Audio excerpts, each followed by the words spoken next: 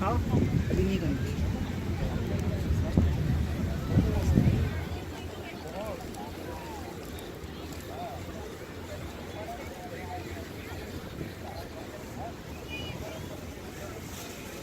जी मुख्तार भाई, आप यहाँ पे क्या करने आए हैं? आप कोई मैसेज देना चाहते हैं? ये बताने के लिए आया हूँ कि ये कराची जो है ये हमारा है और ये जो समंदर है ये हमारा सबका है।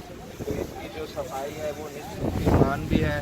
तो हमें चाहिए कि इसको हम साफ़ सुथरा रखें और इसकी हम सफाई करें। और ये लोगों को जो आगाही मुहिम तो तहरीक इंसाफ की तरफ से चलाई गई है, ये PSA 111 और NA 247 के जो उम्मीदवार हैं आफ्ताब सिद्दीकी साहब और PSA 111 के जो उम्मीदवार हैं शहजाद कुरैशी साहब, तो उन्होंने ये आगाही मुहिम चलाई है सफाई के हवाले से कि हम इस कराची को साफ़ करें, इस समंदर को साफ़ करें। और इसमें जो है पाकिस्तान में दुनिया भर के लोग आते हैं सैर व तफरीह के लिए, तो ये साफ़ होगा तो ये सही तरह से ये जो हमारी आवाम एंजॉय कर सकें। ठीक।